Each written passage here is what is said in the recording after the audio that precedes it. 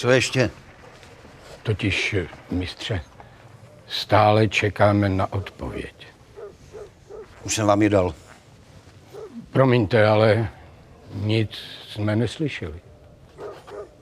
Nemám čas, musím pracovat, nevidíte?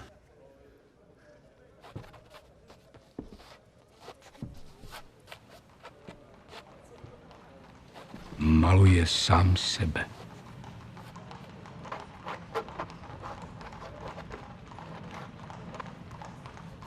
Vy odmítáte naši zakázku, abyste mohl namalovat sám sebe. Není to snad to nejzajímavější?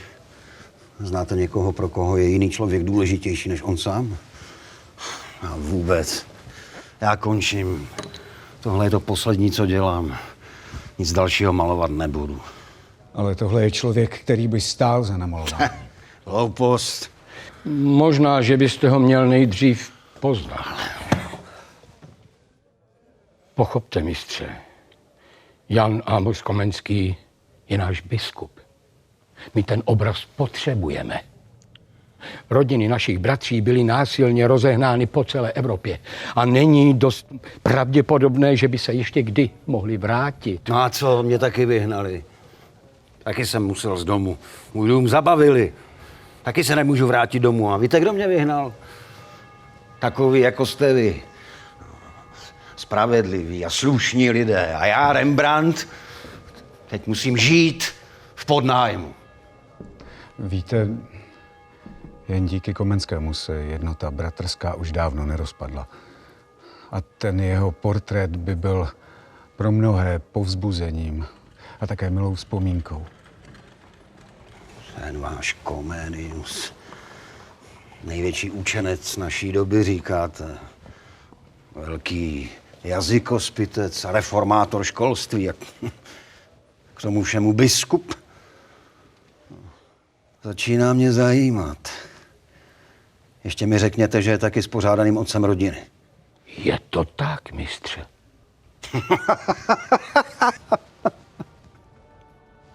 Beru! Ale nemyslete si, takových já už jsem viděl, stáli tady přede mnou. Preláti a nadutí církevníčci. Ale ten váš Comenius, jeho kůže musí být napnutá k prasknutí, aby se do ní tohle všechno vešlo. Co?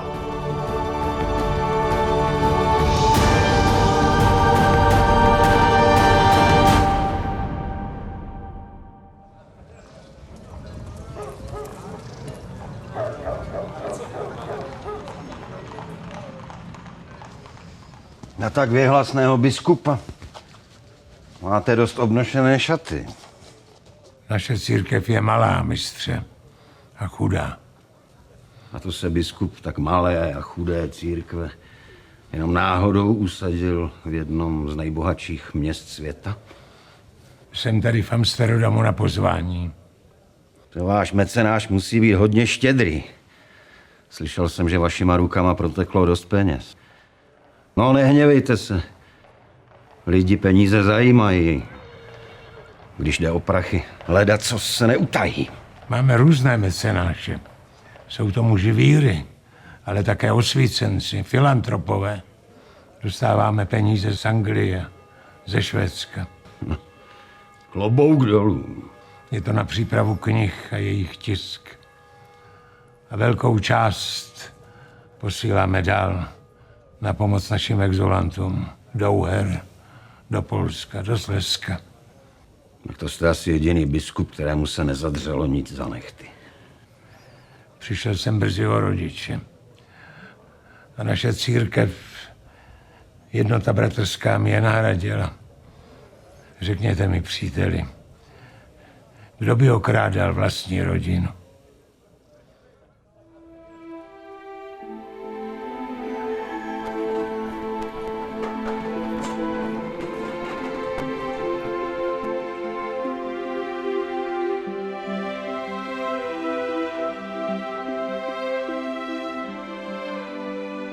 Nějakou dobu jsem žil u strýce a tety ve Strážnici.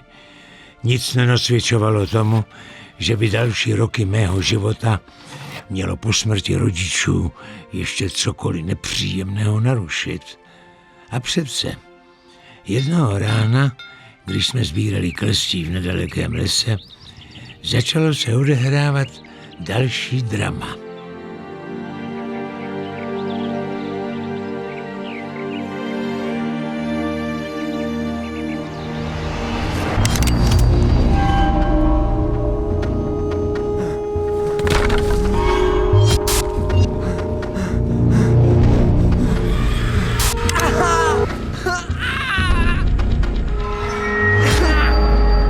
Nevidím! Já nic nevidím!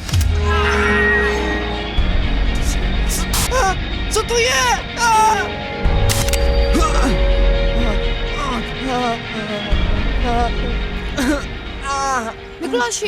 Mikuláši! Tak Mikuláši, co se děje? Kluci, rychle, pojďte sem! Počkajovci! Prober se! Počkajovci jsou tady! Budou zabíjet! Jsi zbláznil, nebo co? Říkal bočkajovci? Blíží se k městu! Co když je to varování? Boží varování. Musím to říct lidem!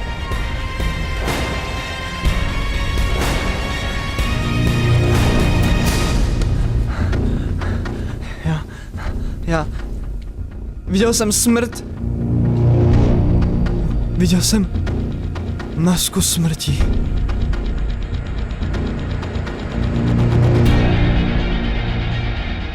Uvěřil jsem Mikulášovu zvláštnímu vidění a běžel jsem do strážnice jako o život. Zanedlouho se ukázalo, že bočkajovci už byli skutečně nedaleko města.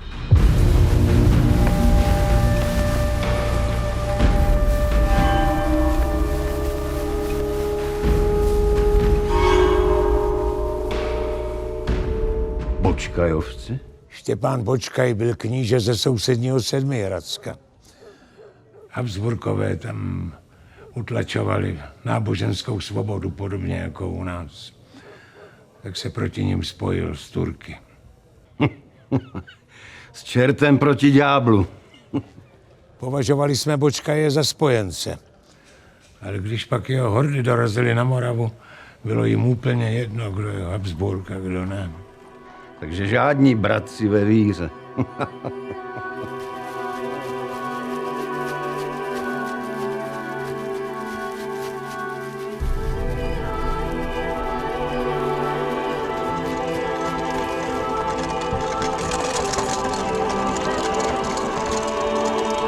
Utíkejte! Uteďte! Slyšíte? Bočkajovci!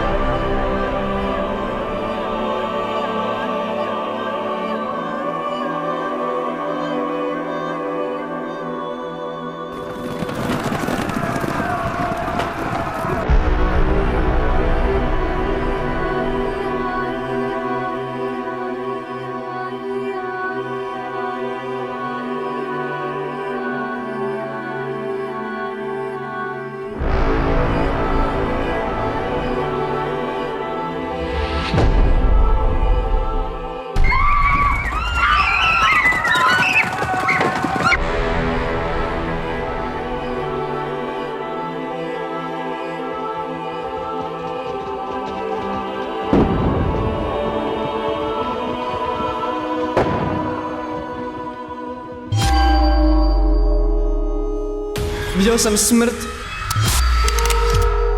Viděl jsem masku smrti.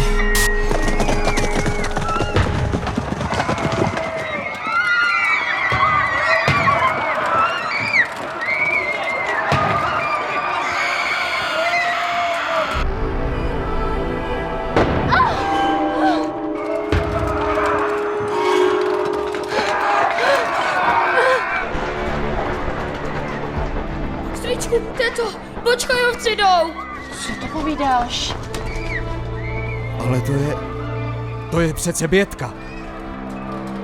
Utíkejte k lesu.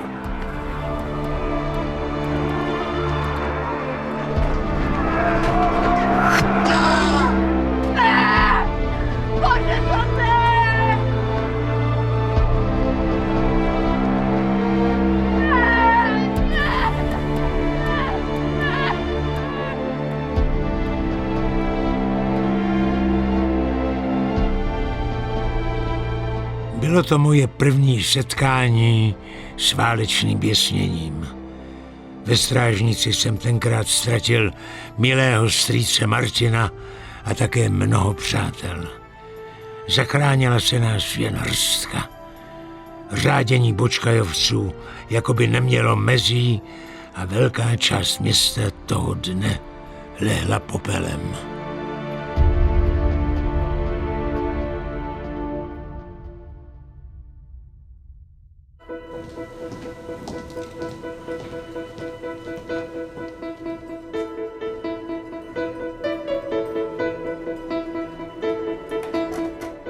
Jak dlouho vám bude trvat to malování? Totiž mám hodně práce. Doufám, že to půjde rychle, už to chci mít z krku. Ostatně je to můj poslední obraz. Poslední? A není to škoda? S vaším talentem.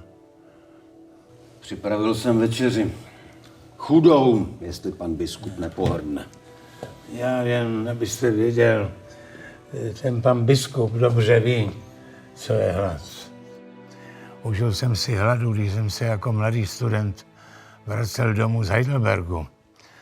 Tenkrát jsem spával, kde se dalo.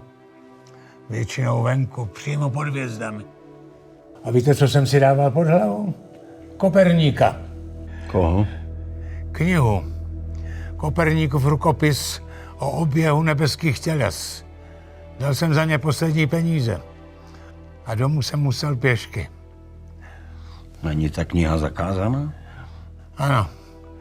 Církev tvrdí, že odporuje písmo. A vy to snad vidíte jinak? Jsem zvídavý, příteli.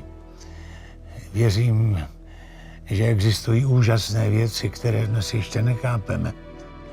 A možná jednou se přesvědčíme, že nejsou v nijakém rozporu s Božím řádem. Možná nakonec zjistíme, že i Koperník měl pravdu. A že Země skutečně nemusí být ve středu vesmíru. Víte, co závidím Koperníkovi? Vypočítal dráhy planet, jejich hmotnost a mohl si zatím stát. Škoda, že to takhle nefunguje mezi lidmi. Celý život jsem počítal, že dohlédnou dál. Přepočítal jsem se. Většinou byli slepí.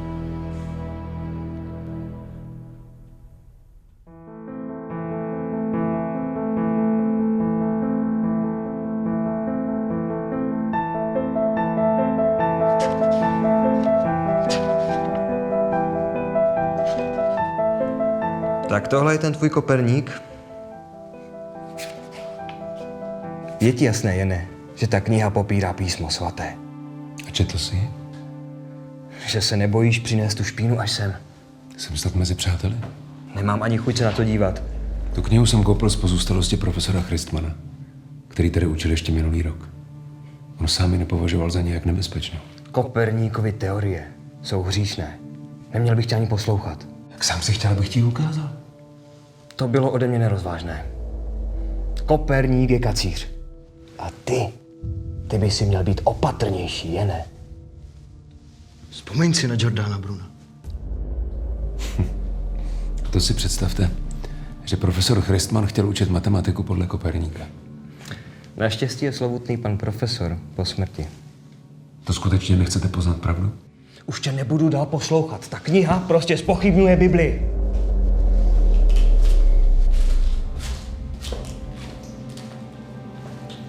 Jak to víte?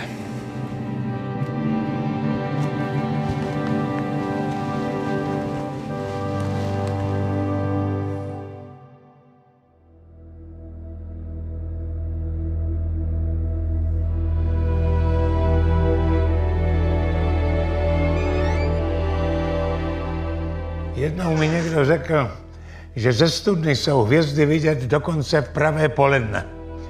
Zdálo se mi to neuvěřitelné. Snad jste nevlezl do studny. To už je dávno. Dnes bych to raději neskoušel. A svítí? Svítí. Nikdo neví proč, ale je to tak. I apoštol Pavel píše, že naše vědění je částečné. Možná jednou Koperníkovi porozumíme. Chcete ho půjčit? Koho? No tu Koperníkovu knihu. Mám jeden výtisk. Dejte pokoj. Takovým věcem já nerozumím. A zítra přijdete. Rád vás uvidím.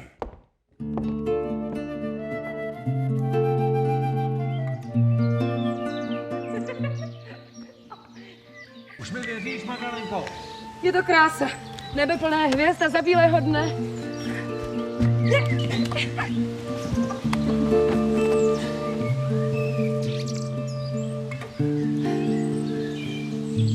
Když jsme pod hvězdami, není to čas na lásku. Tady ne. Počkejte, ještěrko.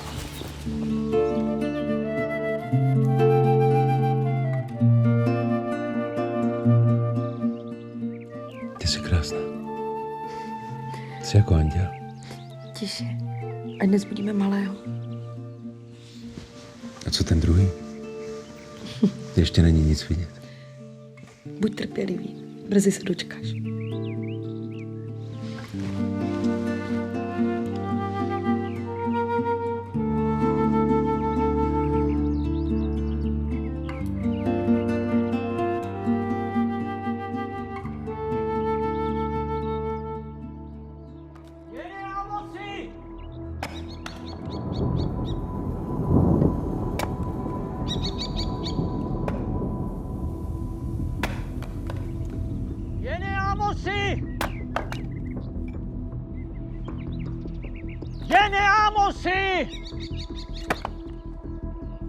Vlast umírá, ty si spíš!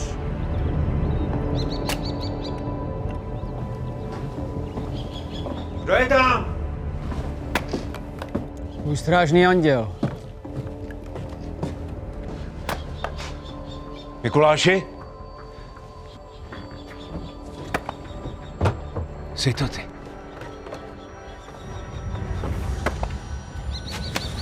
Probuď se, kdož spíš. Jde o život, příteli. Byl jsem tam. Všechno jsem viděl. Kde jsi byl? Na Staroměstském rynku v Praze. Všechny popravili. Všechny vůdce povstání popravili. A nakonec i ty, kdo s tím neměli mnoho společného. 27 jich bylo.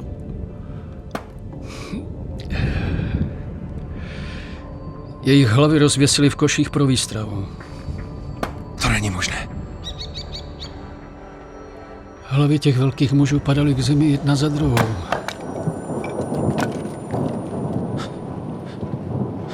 Jak to mohl Lichtenstein dovolit?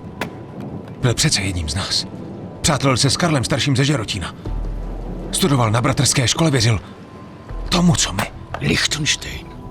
Karel z Lichtensteina. Chodící touha pomoci a po majetku. Co je tohle za svět, Mikuláš?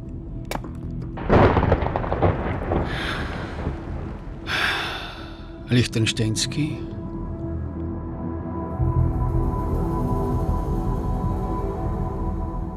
Chtěl jsem zůstat ve Fulneku co nejdéle. Ti žáčci byli pro mě tenkrát daleko důležitější než obavy o vlastní život. Učitelé byli přísní a tvrdí. Jejich metody jsem nikdy neschvaloval. Nejrůznější fyzické tresty a bytí byly na denním pořádku. Uvědomil jsem si, že pokud chci změnit způsoby výuky, musím přijít s něčím zcela jiným. Napadlo mě, že taková kresba, namalovaný obraz, je pro člověka velmi důležitý. Pomáhá mu lépe vnímat určitý příběh, umí jej poučit. Ale to vy chápete nejlíp. Vytvořil jsem dokonce celou obrázkovou učebnici. Možná snad úplně první tohoto druhu. Ale to bylo mnohem později, při mém pobytu v Úhrách. Ale že obrázky ve spojení s textem děti zaujaly, to už jsem viděl tehdy ve Fulneku, jako mladý začínající kantor. Děti, já teď vám něco ukážu. Mariánko, co je vyobrazeno na tomhle obrázku? To jsou studny. Správně, to jsou studny. A tady dole je napsáno, jak se řeknou studny latinsky. Putej. Putej. Správně. Tady je vyobrazen kovář a jeho dílna. To všichni velmi dobře znáte. No a tady dole je napsáno, jak se řekne kovář latinsky. Faber Ferrarius. Faber Ferrarius. Správně. Tak, a kdo ví, co je vyobrazeno na tomhle obrázku? Vojta. To je včelař a úly. Správně. Vojta bydlí na statku, kde mají včelíny. Proto to tak dobře ví. Mariánko, můžeš to prosím podat ostatním, aby se podívali? Děkuji. Abychom si mohli prohlížet obrázky, číst v knihách, potřebujeme papír. Tady je vyobrazeno, jak se takový papír vyrábí, no a tady dole je napsáno latinsky, jak se řekne papír. Je to jednoduché. Papyrus. Papyrus. Správně. Prosím, Ano, Vojto. tatínek mi říkal, že dříve se psal do kamene. Ano, správně. Dříve se rylo do kamene, pak do vosku. No a dnes se píše a tiskne na papír. Z papíru potom vznikají archy a ty se svážou a vznikne kniha. To je vyobrazeno na tomhle obrázku. Děti, v knihách je zaznamenáno vše, co bychom měli znát. Veškerá moudrost. Tak byla napsána i naše Bible kralická. A pamatujte si, kdo nemiluje knihy, nemiluje moudrost. A kdo nemiluje moudrost, stane se hlupákem. Tenkrát jsem si nedovedl a ani nechtěl představit, že bych mohl z Fulneku odejít. Viděl jsem, jak je pro děti nový způsob vyučování přitažlivý, jak rychle si osvojují novou látku. Ale nebylo mi souzeno ve Fulneku zůstat. Musíš zmizet, Jane, zmizet! Měl jsem děsivá vidění. Mikuláši. Čím dřív, tím líp! Proboha, věř mi. Věř mi. Na vlastní oči jsem viděl, jak odvádějí celou rodinu do temnice jenom proto, že se nechtěli vzdát své víry. Teď ne, Habsburci na nás budou pořádat hony. Nikdo si nebude jíst životem. Mikuláši, teď ne. Jo. Budou nás pálit, plétat dokola, pálit, věšet po stromech, čtvrtit, zapálí naše domy, všechno nám vezmou, jsme pro ně míň než dobytek, jede! Mikuláši. Jsme pro ně míň než mrva!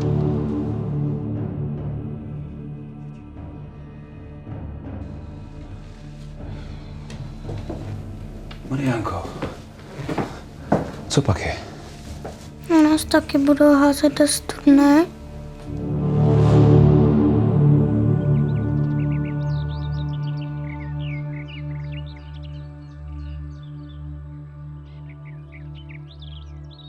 Říkám jen, že byste měli odejít. Je to náš domov v Motře. Proč bychom ho měli opouštět? Protože se vám něco zdálo? Zapomínáš, Jene? Zapomínáš, na Bočkajovce si zapomněl. Nebo to byl taky jenom sen? Víš, Magdalenko, Mikuláš mívá vidění, která se naplní. Byl jsem u toho. Takže se máme zbalit. Vzít malýho a utíkat. Opustit všechno krásné, co tady máme. Jen kvůli nějakému vidění, které se možná ani nenaplní. Vidění, nevidění. Kdo si vítal především v Olomouci, Friedricha Falckého, největšího nepřítele Habsburků. Nebyl si to náhodou ty, Jene? Já vím, zapomněli jste. Věřte mi, že oni ne. Máte tady ve Fulneku klášter. Myslíš si, že o tobě nic nevědí? Ten klášter se třese až sem. Jak se tam tetelí a těší, až to tady budou moci čistit od kacířského plevele!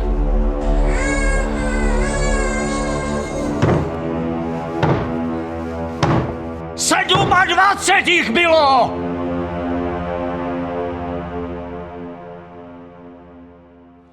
Nakonec jsem Magdalenu přesvědčil, aby odešla i se synkem do Přerova k rodičům. Doufal jsem, že ve městě, které je pod ochranou pana Žarotína, bude v bezpečí. Ale Fulnek jsem zatím neopustil. Stále bylo ještě mnoho lidí, kteří chtěli a nebáli se naslouchat kázáním z úst bratrského kazatele. A když to nebylo možné v budovách, scházeli jsme se v chrámu přírody.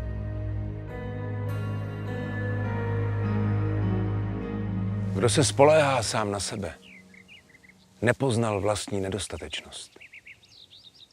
A není dobře, když si člověk myslí, že je moudrý. Moudrost musíme hledat především u našeho Stvořitele. Musíme plně studovat a zušlechťovat ducha.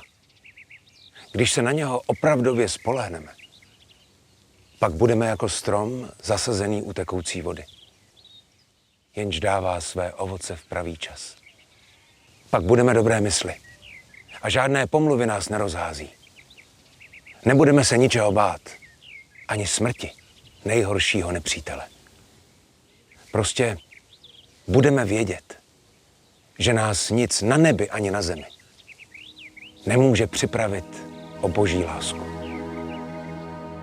Nakonec jsem stejně musel odjet. Varování přicházela ze všech stran.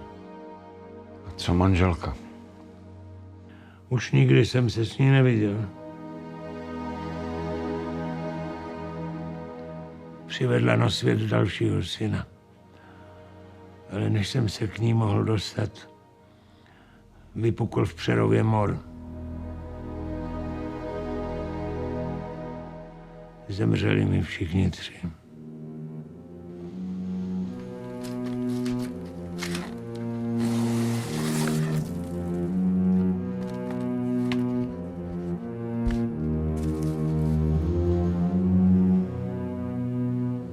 Tohle je Saskia.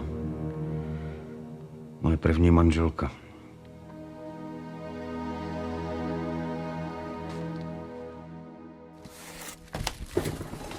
Lidi si myslí, že všemu rozumějí. Že si všecko dokážou představit. Když jim třeba někdo odejde, umře. Ale pochopit to může jenom ten, kdo to doopravdy zažil.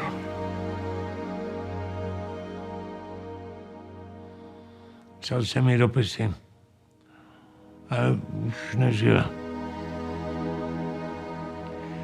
Víš, jak mi Saskia říkala? Ty můj malej Rembrandtku. Mně Magdalénka říkala Janku,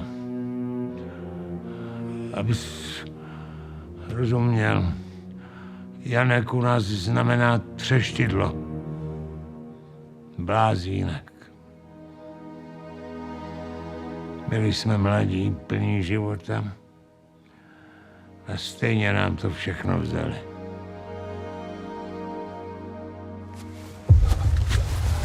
Půl druhého léta jsme v bídách strávili a konce nevidíme.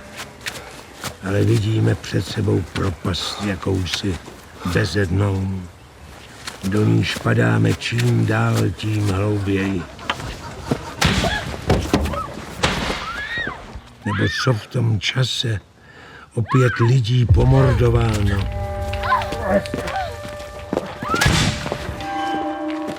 Co pozajímáno, co hladem, morem, zimou, nahotou, hořem a žalostí strachem a děšením pomřelo.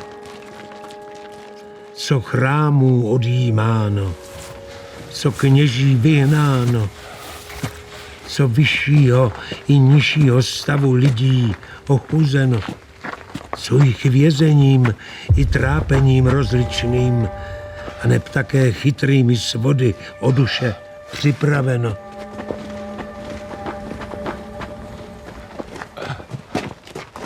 A není na tom světě k vzpomožení naděje žádné.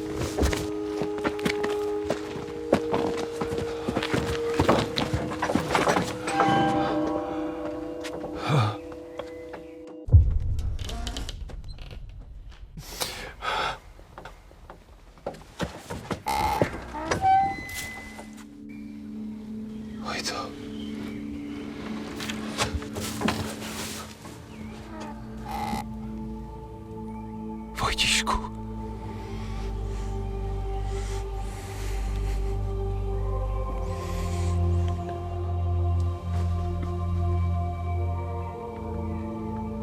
Navrať se k nám, ó Bože, kterýž si nás zavrhl, a uděl nám pomoci před nepřáteli, nebo nemáme v kom jiném doufati.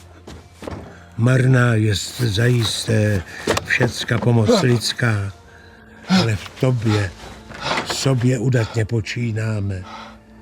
Ty pošlapáš nepřáteli naše.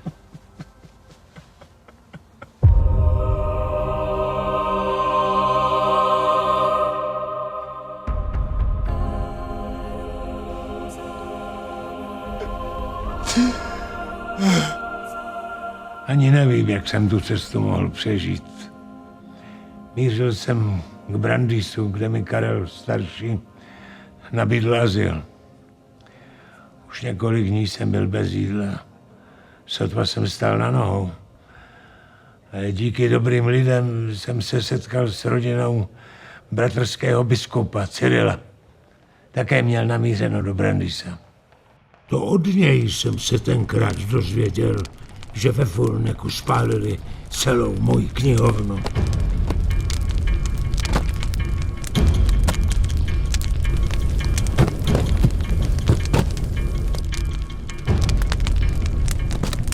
Dovolili jste, aby hřích zachvátil celý Fulnek. A nyní vaše nevinné děti vyčistí to hnízdo kacířů.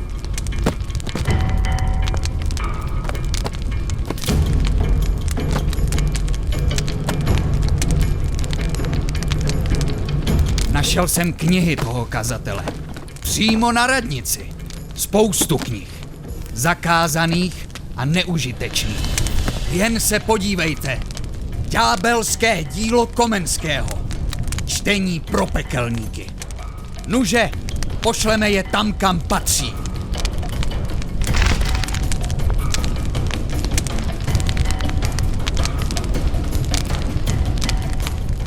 Pamatujte si, kdo nemiluje knihy, nemiluje moudrost. A kdo nemiluje moudrost, stane se hlupákem. Jen se nezdráhej, děvče. Zasloužíš si místo v ráji.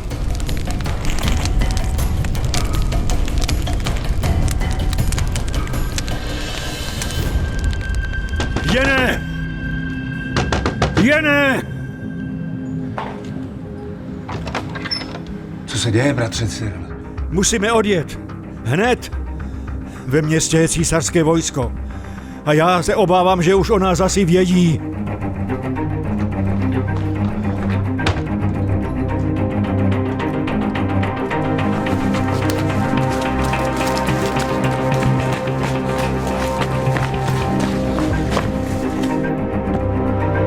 Pospěšme.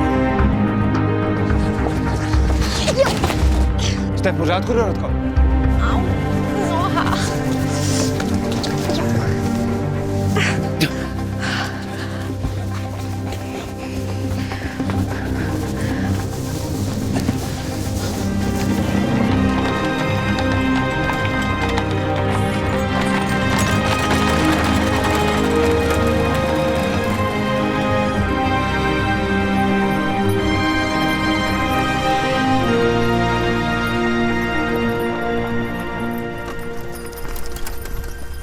Bolí vás to, Dorotko? Ne, už je to lepší.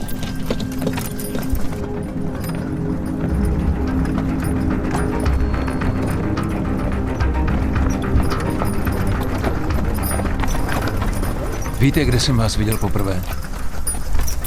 V Betlémské kapli. Když tam byl správcem váš otec. To jste byla ještě děvčátko.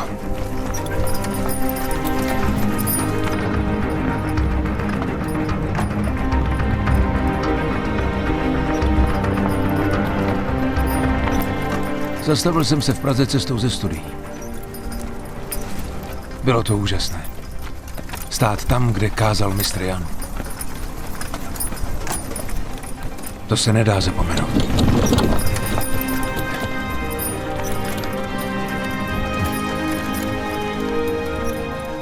Tak Dorotka Cyrilova.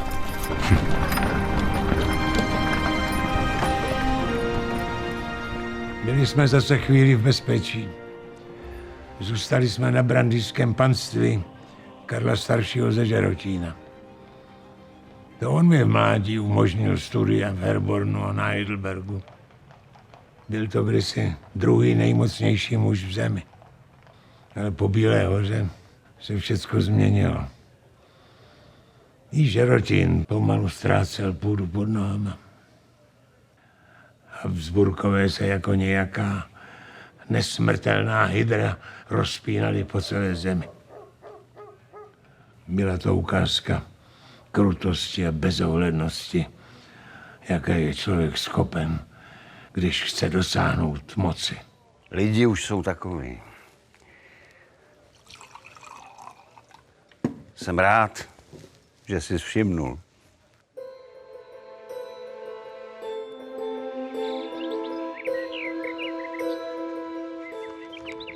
Tady jste. Myslela jsem si, že jste jiný. Taky vám přeji dobré jitro. Proč jste mi to dal přečíst? Abych znal váš názor. Přirovnáváte manželství k okovu? Neměl jste snad hodnou ženu? Proč jste si ji teda bral? Vy se smějete? S manželstvím je to složitější. Manželství je svátost. A vy ho zpochybňujete. Ne. Zpochybňuji, co z něho dokážou udělat lidé. To je pravda. Možná jsem měla číst ještě trochu dál. Bude se to jmenovat Labyrint světa a ráj srdce. Rád bych tu knihu věnoval Komu? Karlovi staršímu ze Žerotína. Všichni se k němu totiž otočili zády. Dokonce i tady. Mezi bratry, kterým pomohl, se o něm hovoří jako o zrádci. Nepřipojil se ke stavům a proto prý může za prohru na Bílé hoře. Naše rodina za Žerotínem stojí. Ano, zachránil tisíce mužů, kteří by jinak zbytečně padli. Můj tatínek říká, že mu k tomu rozhodnutí dopomohl Bůh. A že by se křesťanství mělo od násilí zcela oprostit. A já si to myslím taky. Líbí se mi vaše upřímnost, Dorotko.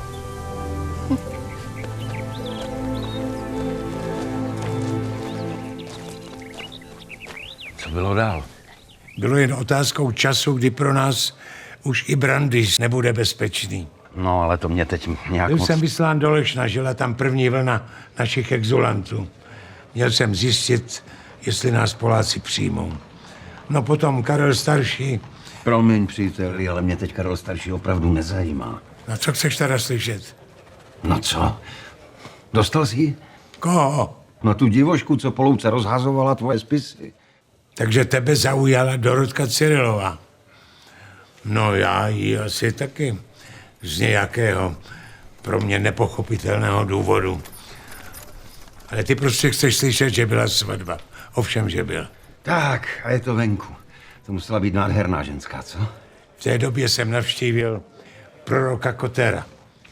Představ si, že předpověděl pád Habsburku. A to jsme právě všichni potřebovali slyšet. Mě ale zajímá ta tvoje Dorotka. Dorotka, je to tak těžké pochopit?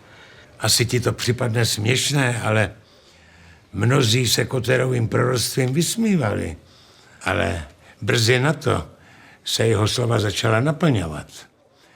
To, když na severní Moravu vtrhlo vojsko protikatolické jednoty a navíc přicházela další proroctví. Jedno děvče, Kristýna Poniatovská se jmenovala. Taková mladinká byla. Mladinká, říkáš? No a co s ní bylo? Církev Boží bude vyvedena na prostranství. Na překrásnou vinici. Vysvobozena z rukou ukrutníka. A zpívat z celého srdce.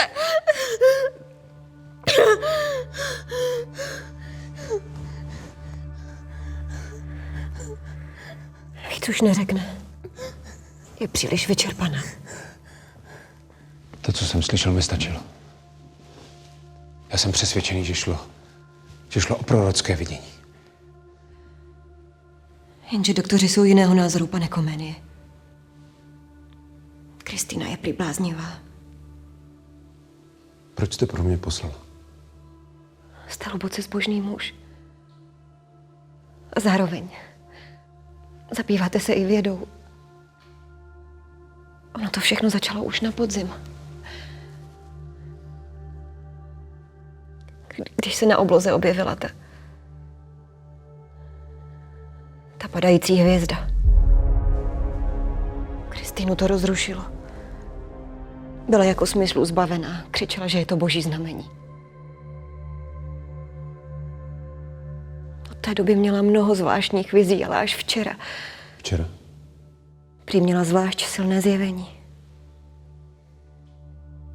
Jde o to, že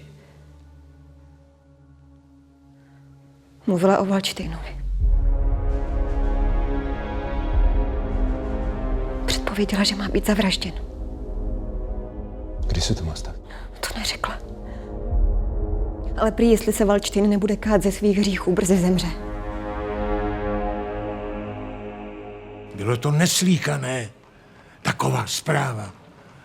Valdštejn v té době patřil možná k nejmocnějším mužům Evropy. Snad si ty holce nevěřil. Vím, že to může vypadat bláznivě, ale údajně řekla mnoho věcí, které by 16letá dívka těžko mohla vymyslet. No dobře, i kdyby si to nevymyslela, co ti bylo po nějakým Valdštejnovi. Vy to byl přece nepřítel, ne? Neměli jste svých starostí dost? To těžko pochopíš. On kdysi patřil k naší jednotě, ale po Bílé hoře zradil, podobně jako Lichtenstein. Kvůli kariéře vyměnil strany. Ale co ti po něm bylo?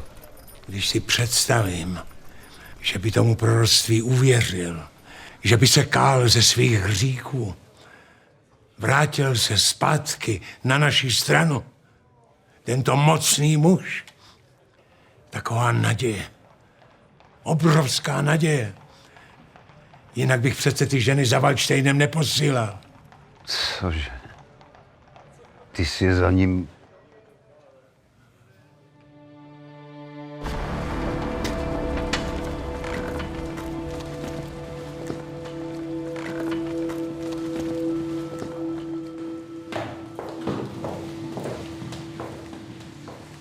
Kde to jsme?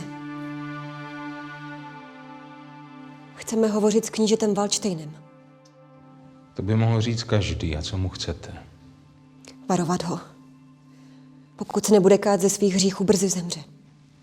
Přišli jste vyhrožovat knížeti? Abyste chápal. Tato dívka měla zjevení. Sepsala jej. Je to boží prorocké vidění. To bychom neměli ignorovat.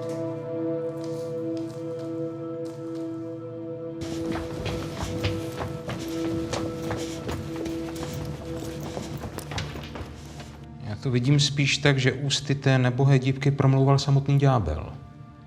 Pan Albrecht se nemá z čeho kát. Je to věrný sluha církve a vytrvalý v boji proti jejím nepřátelům, proti odpadlíkům svaté církve, proti ďáblovým pomáčům a čarodějnicím. Říkám vám znovu, že tady Nemusíte to stále opakovat. Děti mají své fantazie. My už si zjistíme, co to je. Máme osvědčené metody. Co se tu děje?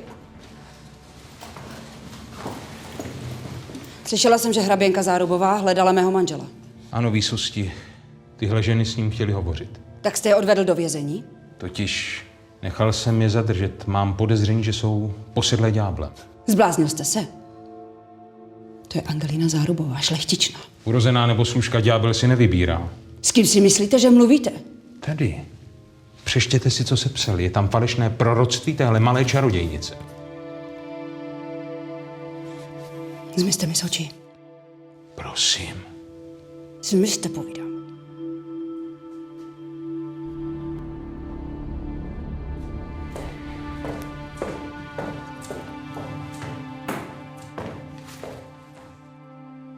Ale pan z Valdštejna by měl vědět, co mu hrozí.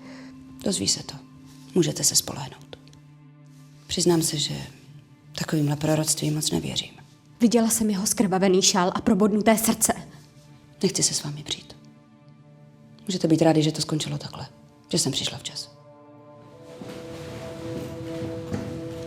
Takže ty jsi ty dámy málem poslal na skřipec. No, málem. A představ si, že Waldstein nedlouho potom byl skutečně zavražděn. Páni, tak ono se jim to podařilo. No nic, biskupe, život jde dál. Podívej. To jsou nohy, co? Stehna. To je Henrikie, moje druhá žena. Neříkám manželka, nikdy jsme se nevzali, ale miloval se mi. Abys nevěřil, kolik lidí tenhle obraz vidělo. Zajímalo mě, co na to řekneš, když jsi ten biskup. A dozvím se konečně něco o té tvý Dorotce? Byla to oddaná a laskavá žena. Dala mi 4 děti. Věnoval jsem jí každou volnou chvilku. Ale přiznávám, že jich nebylo moc. Opět jsme museli utíkat. Tentokrát jsme však opouštěli rodnou zem. Zamířili jsme do Polska, kde se naším novým domovem stalo Lešno. Zvolili mě tam zástupcem rektora na Lešenském bratrském gymnáziu. No a protože nebyly učebnice, nezbývalo mi, než je napsat. Byl jsem v jednom kole. Tehdy jsem vydal Bránu jazyků. Začal jsem se však vážně zabývat i pansofii. Moje touha po vše nápravě mi nedávala klidu.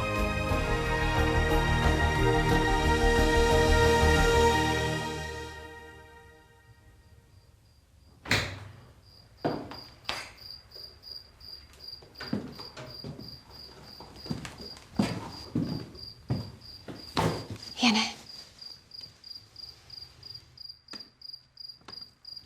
Usnul jsem. vážně? Už je pozdě, měl bys jít do postele. Nezlob se, Dorotko, ale musím ještě do tiskárny. Teď v noci? Dorotko, počkej. Přečti si to, prosím. Podívám se na to.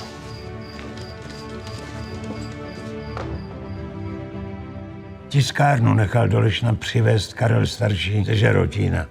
Habsburkové po ní neustále slídili. A proto se také u žádného spisu neuvádělo místo vydání. Psalo se jen in Hortula. To je v zahrádce. V Lešně byla tiskárna bezpečí. Tedy prozatím.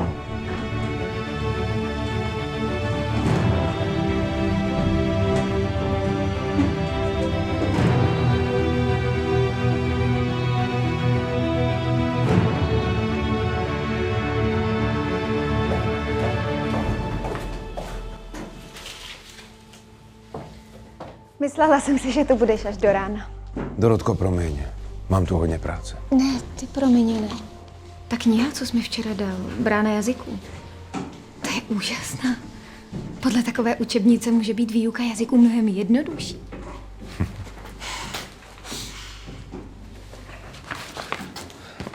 Pozvání do Anglie od Samuela Hartliba. Chce, abych reformoval jejich školství a pracoval tam na Pan Sofii. Otvírá se tím cesta k naplnění mého snu. Že se všichni učenci spojí, dají dohromady veškeré vědění a změní svět k lepšímu. Dorotko, můžeme změnit svět.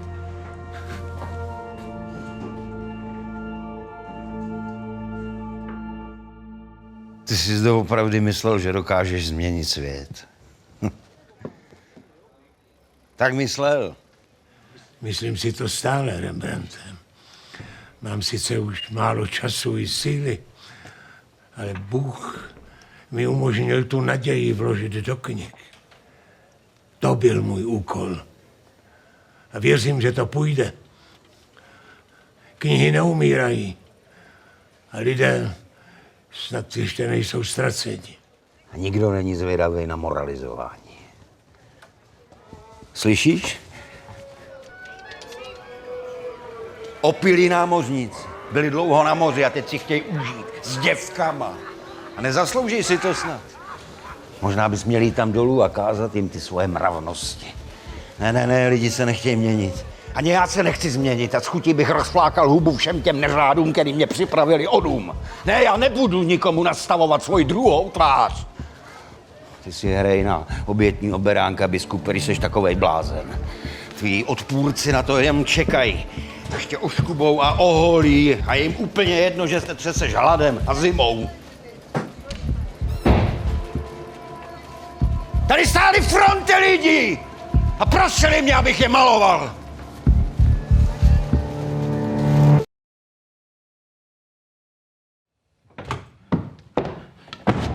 Jene? Ty máš horečku. Už tam nepůjdu. Nikdy. Co pak ti Rembrandt udělal? Je to opilec. Hrubián. Neotesanec. A provokatér. Víš přece, že měl těžký život. 3 děti mu zemřely hned při narození. 3. Jediné se dožilo dospělého věku, syn. A i toho už pochoval.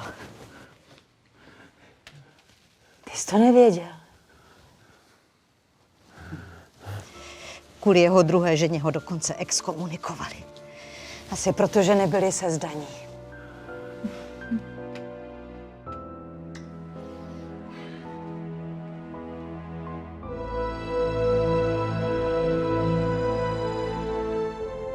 Už za chvíli se setkáte s královnou. Její výsost souhlasí, že napíšete učebnice a pomůžete s reformou švédského školství. Já se postarám o vás a vaši rodinu. Musíte mít klid na práci. Pořád tomu nerozumím, pane Dechere. Jste přece zbrojař. Jistě. Vyrobím a prodám Švédům tolik kanónů, že náklady na vaši rodinu budou ve srovnání s tím mizivé. Vy a vaše dílo Koménie, to je můj dar pro Švédsko. A já hodlám být štědrý. Hodně štědrý. Vyrábíte zbraně a chcete reformovat školství? A proč ne? Vzdělané lidstvo přece nebude chtít válčit. Promiňte, to bude nejspíš ta vaše Pan Sofie, vidíte, slyšel jsem. Náprava celého světa jednou provždy. No to je hodně naivní představa. Příteli, myslete si o tom, co chcete. Je to jedno. Války budou prostě vždycky. Ale nemuseli by být. A lidé by nemuseli trpět. Ale zatím Švédsko ve válce je. Potřebuje chytré, vzdělané lidi, potřebuje učebnice a dobré školy. To je vaše práce. Žádná politika. A žádná Pan Sofie. Je to moje podmínka. No, pojďme. Ať její veličenstvo nečeká.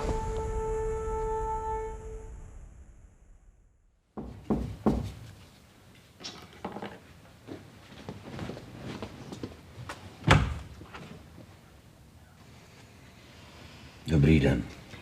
Dobrý den. Rembrandt. Rembrandt van Rijn. Já vím, kdo jste, mistře. Ale omlouvám se, manžel ještě spí. Nemohl v noci dlouho usnout.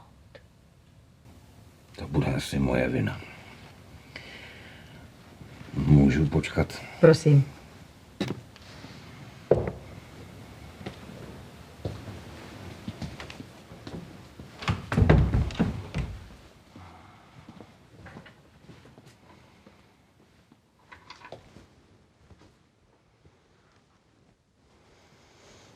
Tohle napsal? Mhm. Můžu?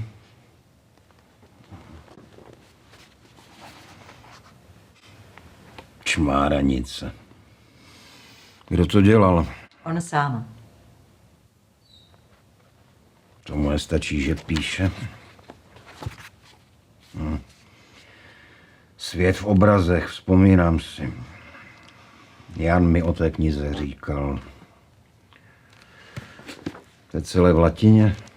Má latinský název, ale je vícejazyčná. Už ji vydali ve Francii, v Anglii, v Německu, v Itálii, v Uhrách, ve Švédsku. Nevím, kde ještě.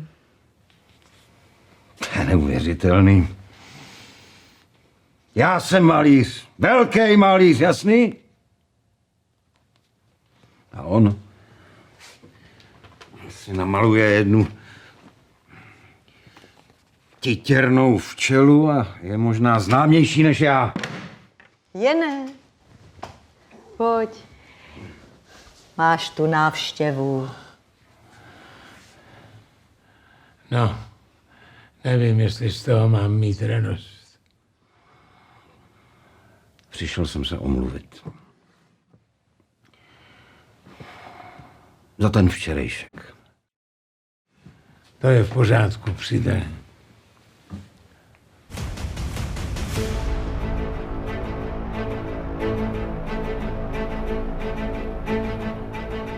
Stává se z vás světoběžník, mistře Koménie. A jak bylo v Anglii?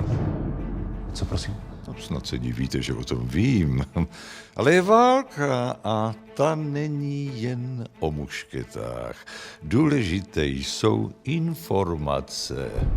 A já vím, jak je sehnat. No. Vystoupil jste v Londýně dokonce před Královskou akademií věd. A byl jste úspěšný. Považuji vás za velkého učence. Královna Kristina má ráda učence, byl to dokonce Descartes a ten jeho krajan Pascal. Ale abyste nebyl příliš zklamaný, jejím největším oblíbencem je Alexandr Veliký. Ale ten tu nebyl přirozeně. Mistře Komenie, zapojil jste se v Anglii do politiky? Je těžké se nezapojit, když tam jste.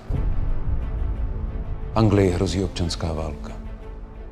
Ostatně to byl také důvod, proč se veškeré naše plány zhroutily. No vidíte, ve Švédsku máme naštěstí klid. Takže by pro vás nemělo být tak těžké držet se od politiky stranou.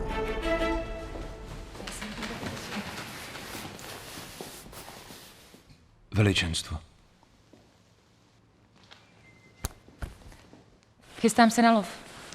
Víte, můj otec si přál, aby mě vychovávali jako korunního prince, takže jezdím na koni, šermuji a taky umím docela dobře střílet. Vidím, že vás to překvapuje. Asi byste raději, jak jen to řekl Luther, aby žena byla pole a muž rolník, který ho obdělává? Tak to vás musím zklamat. Ale nebojte, mám ráda také umění. Prosím. Děkuji, veličenstvo. Hraju šachy, učím se cizí jazyky. Německy mluvím po matce, ale umím i francouzsky. Ráda bych u nás zřídila akademii, jakou založil kardinál Richelieu. Víte o tom něco? Ano. Nabízel mi místo profesora. Ale rozhodl jsem se pro Švédsko. To je dobře. Především je důležité začít od základu. Máme v úmyslu zreformovat celé školství. Vy nám prý napíšete učebnice. Což je skvělé, protože já jsem se latinsky naučila právě z té vaší. Brány jazyků. Skutečně výjimečná kniha. Děkuji, veličenstvo. A co ten váš císař, Rudolf II. Vážně byl takový sběratel, jak se o něm říkalo? Ano, veličenstvo. Byl to velký milovník umění. Jeho sbírky jsou skutečně úchvatné. Výborně.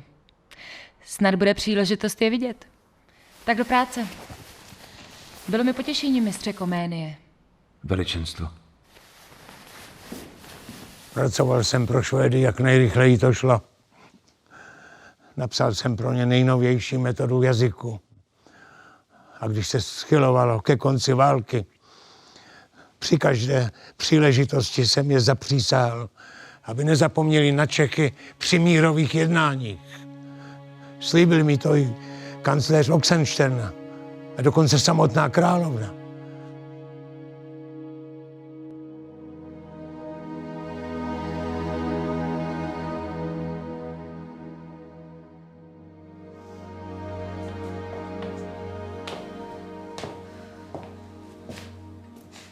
Někdo z Lešna? Další Drabíkovo proroctví.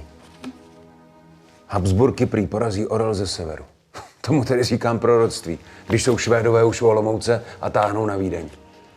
To je jako kdybych předpověděl, že zítra ráno vyjde slunce. Já si tady snad nikdy nezvyknu. Vrátíme se domů, je ne? Doufám, že brzy. Je se něco? Píše mi Decher, že jsem ho zklamal. Marně prý čeká na učebnice, myslel si, že budu rychlejší. Děláš toho moc najednou, je ne? Někdo možná dokáže psát jednu knihu za druhou. Já to nedokážu. A co to znamená? Že je Decher zklamaný? Co to znamená pro nás? Že mi nepošle peníze. A co mi říkáš jen tak? Zklamání, zklamání, samé zklamání. V Anglii jsou zklamaní, že nepracuji dost rychle na Pan Sofii. V Americe jsou zklamaní, že jsem odmítl nabídku z Harvardu. Ve Švédsku jsou zklamaní, že nechrlím jednu učebnici za druhou. Když už nějakou napíšu, také jsou zklamaní. Všichni jsou zklamaní. Počkej, Jene, o čem to mluvíš? Prý do učebnic tajně vkládám Kalvínovy myšlenky, ale to je hloupost samozřejmě. Já na čem jsi pracoval teď, než jsem přišla?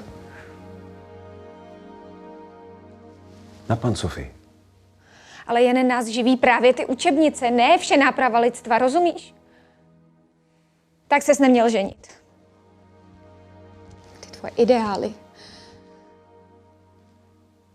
Dorotko. Pracuji proto, abych nás uživil. Ale pak je taky něco, k čemu mě povolal sám Bůh. Já věřím, že lidstvo má šanci se napravit. A Bůh mi vkládá do rukou nástroj, jak tomu pomoci. Velkou zásadní knihu, kterou budou číst celá pokolení. Musíš mi věřit, Dorotko. Musíš mi věřit. Naděje, které jsem vkládal do Švédů, se ukázaly jako marné. Nakonec podepsali mír. Westfálský mír. Skvělé. Skvěle? Stanovili časový mezník, podle kterého byly všechny politické poměry vráceny do roku 1624. No to znamená? Že se všechno vrátilo do doby, kdy už jsme byli vyhnanci. Kdy nám Habsburkové všechno skonfiskovali a připravili nás o vlast. Znamená to, že se už nikdy nevrátíme domů. Chápeš to? I kdybychom žili 100 let. Decher mě přestal podporovat a tak jsme se vrátili do Lešna. Jenže Dorotka byla už nemocná v Elbinku. Dlouho jsem si toho nevšímal. Že jsem hlupák. Při té zpáteční cestě do Lešna tam se jí přitížil.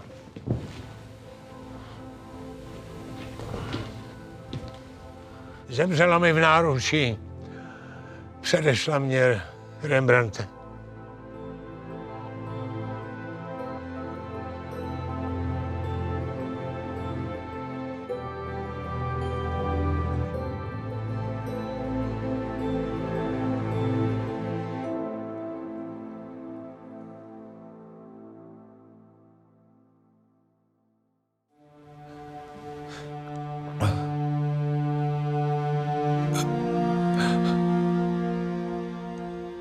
Nedokázal se vás ochránit. Vás postavit.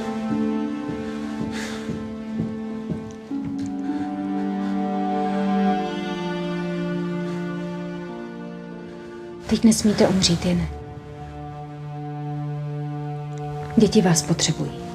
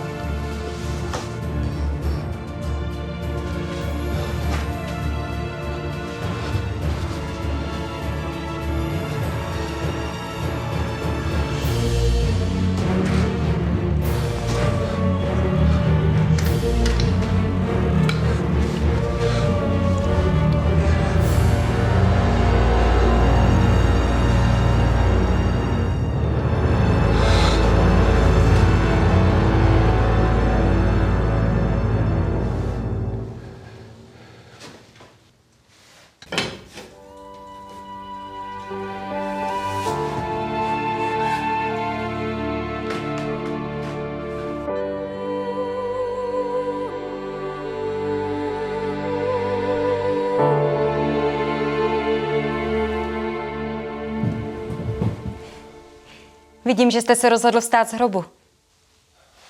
Tohle je od dětí.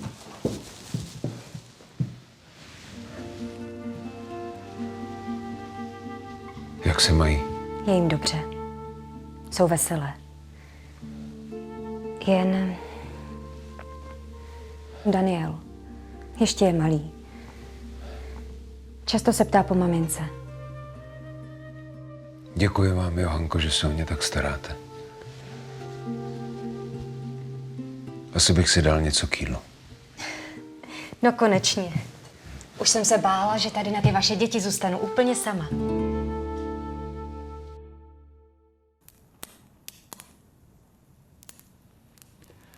Oba jsme zažili velké ztráty, příteli.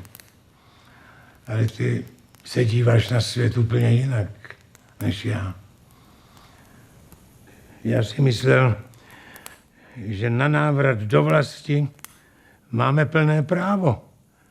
Že Bůh musí být na naší straně.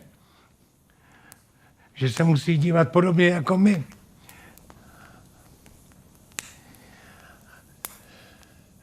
Ale proč by vlastně měl? Jsou horizonty, za které prostě nikdy nedohlédneme. Jsou věci, kterým nerozumíme. Mohu jen věřit, že Bůh je milující i spravedlivý, že ví o každé křivdě, o všech těch hrůzách, co lidé napáchali. Vždyť vedle nich je moje trápení, pouhá malichernost. Bez Boha by byl pro mě svět místem, kde bych neuměl a ani nechtěl žít. Teď už chápu, proč tě zvolili tím biskupem.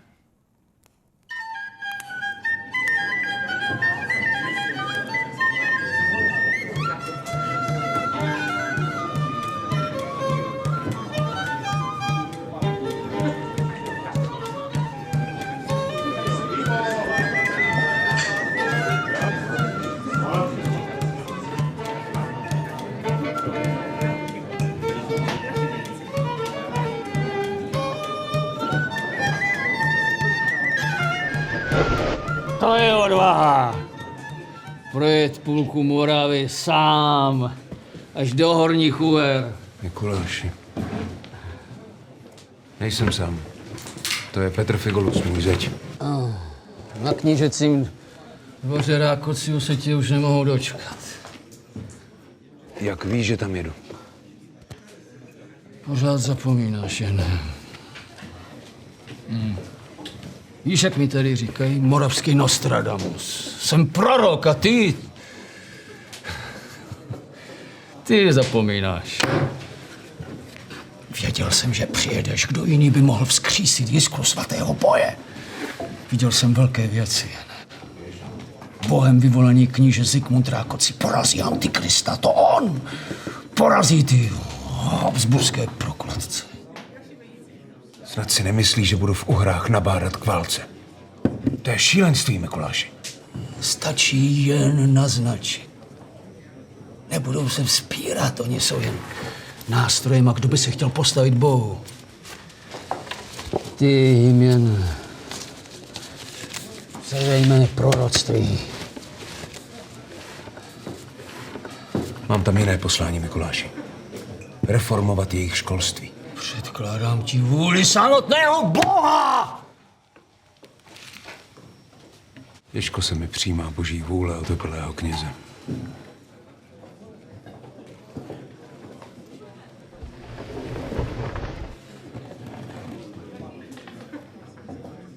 Nejsem už kněz. Kněžství mě zbavili.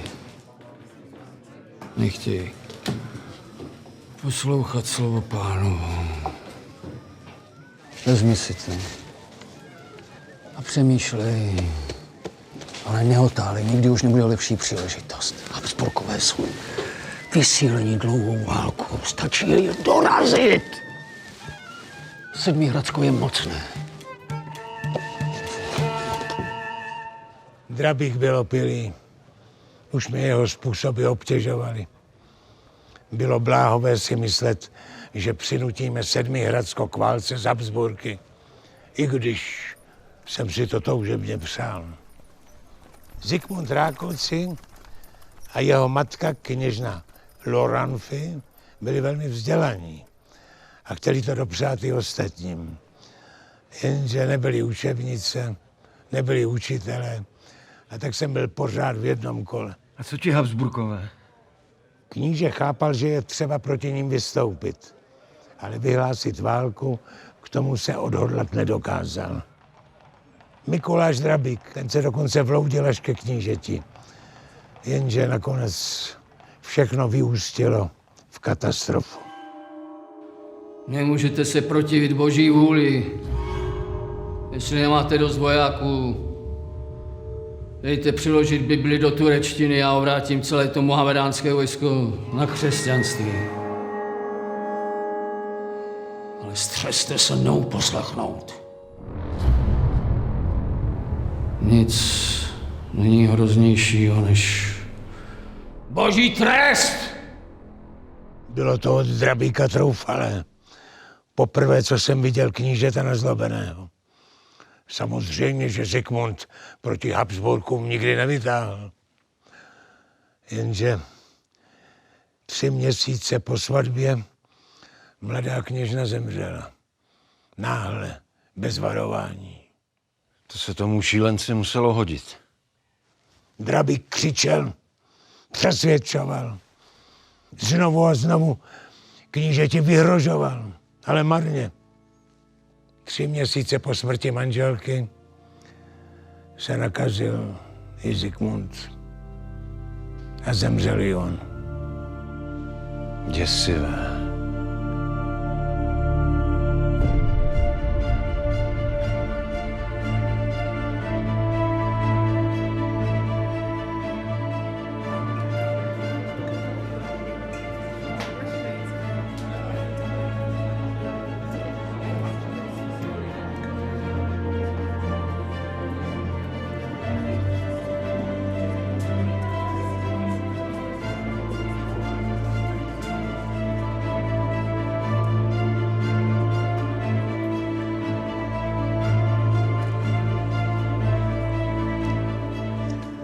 Výsosti, je mi líto, co se stalo.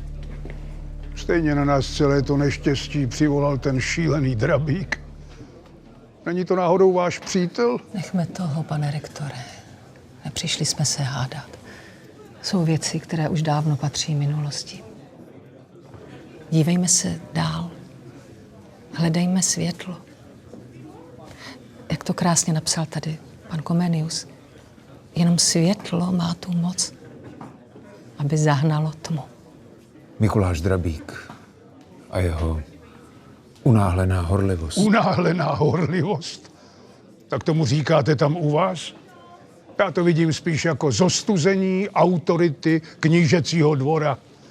Co si to o sobě ten váš Drabík vlastně myslí? Abych pravdu řekla, také mne pan Drabík děsí. A vy mi nemusíte dělat mluvčího, pane rektore? Promiňte, výsosti. Obávám se, že moje práce zde je u konce. Cítím, že zde převládá spíš nedůvěra k mé osobě. Ale mně se líbí vaše myšlenka se školním divadlem, mistře Komenie. Můj syn jí byl úplně nadšený. Byla bych velmi ráda, kdybyste zůstal a své dílo dokončil přesně tak, jak si představujete. Nevím, výsosti. Zůstaňte. Pokud tedy opravdu myslíte, že to má zásadní význam. Věřím, že by to žákům mohlo prospět. Těm lenochům prospěje pouze rákoska. Vůbec nechápu, jak by mohla být ta vaše divadelní taškařice prospěšná. Nechme to jezuitům. Ti už podobné komedie dávno provozují na svých školách. Vy si opravdu nedovedete představit, pane Tolnay, že by učení mohlo děti bavit? Učení není zábava. Člověk je od přírody líný a proto potřebuje disciplínu. Je to především otázka vůle a sebezapření.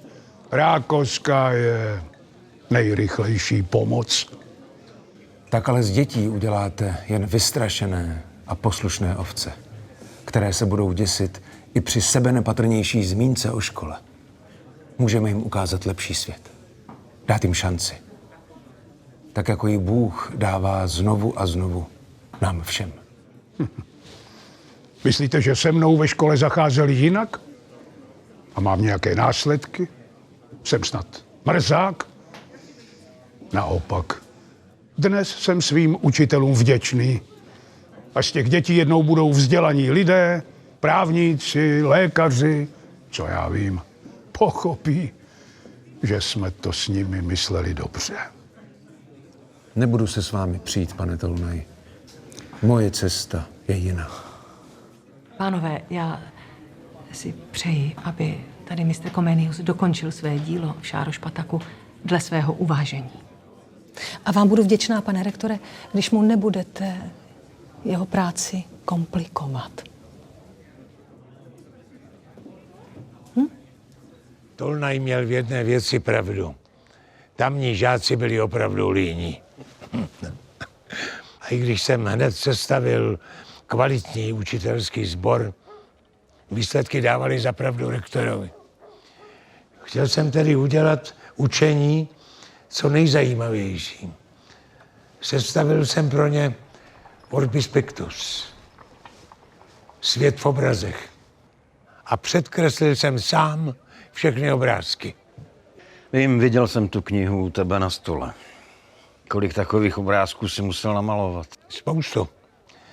Vycházel jsem z toho, že děti obrázky milují. A povedlo se. Ale nešlo jen o obrázky. Hledal jsem i jiné cesty. Jak ve škole vzbudit pozornost dětí. A to bylo právě divadlo.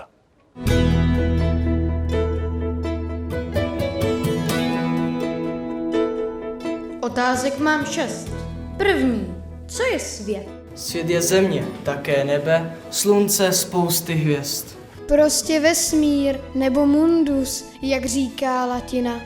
Také kosmos nazývá se, což krásný znamená. Otázku mám druhou. Proč krásný tento je? Bůh stvořil svět jak divadlo, moudře a nádherně.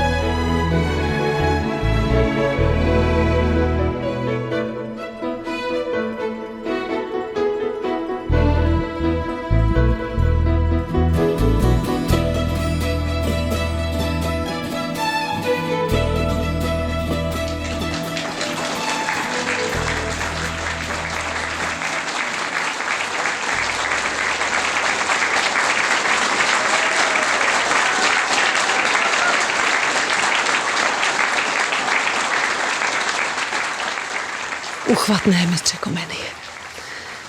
Postarám se, aby na tento den Šároš Patak nikdy nezapomněl. A aby bylo mnoho takových událostí. Děkuji vám.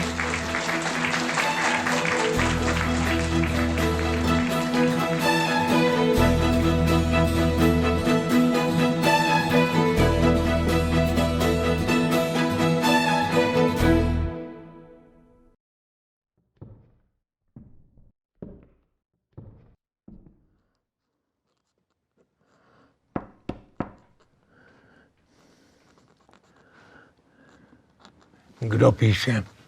Bratři z jednoty, že děkuji. Moc je tvé listy povzbudili. Prý zase cítí naději. A děkuji za peněžité dary, které přes tebe dorazily. Moc toho dneska není. Ale to asi není všechno.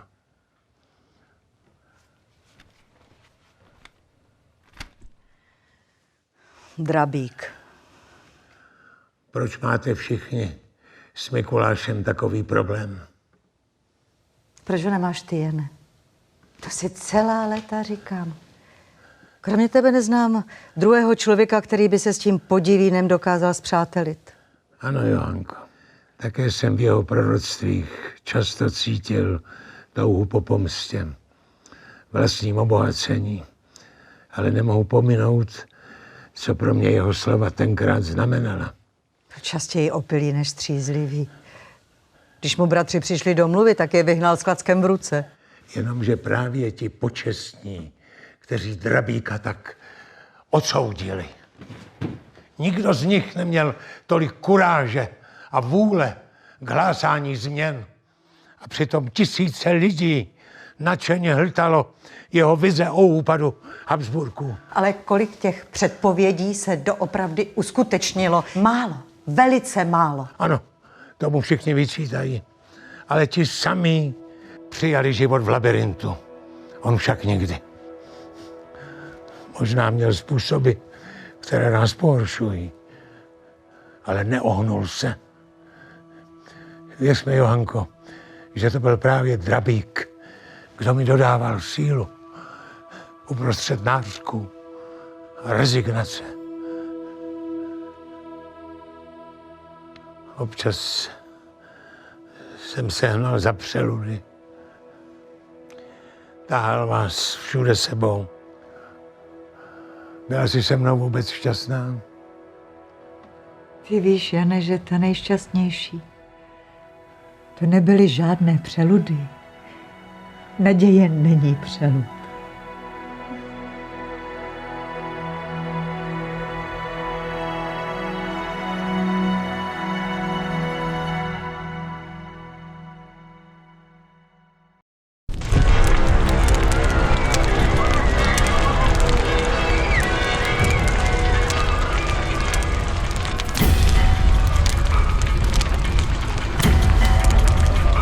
Musíme jít, jinak se odtud nedostaneme. Měli jsme odejít už dávno. Pořád si to jenom odkládal. Kdo mohl tušit, že se Lešno zapálí sami Poláci? Záleží ti na knihách víc než na dětech. Jděte, poběžím za vámi. Jak myslíš? 40 let mojí práce. Moje knihy.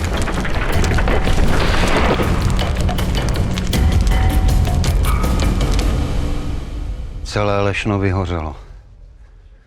Několikrát v životě o všecko přišel. Pohřbil 2 manželky, 2 děti mu zemřely. A stejně ho to nezlomilo. Jedno jediné nechápu. Že potom všem nestratil víru v Boha.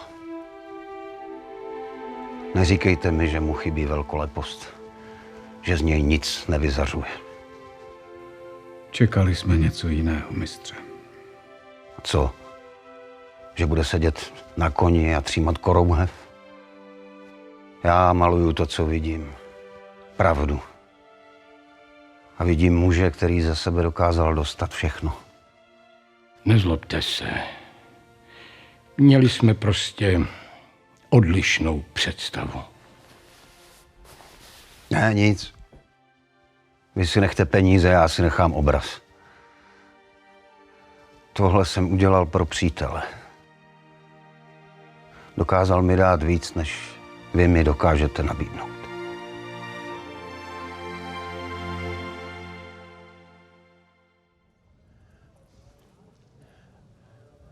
Nebudeš dnes malovat? Jsem hotový, Jane. Cože? Ty jsi už ten portrét dokončil? Popravdě byl hotový už posledně. A proč mi to neřekl hned?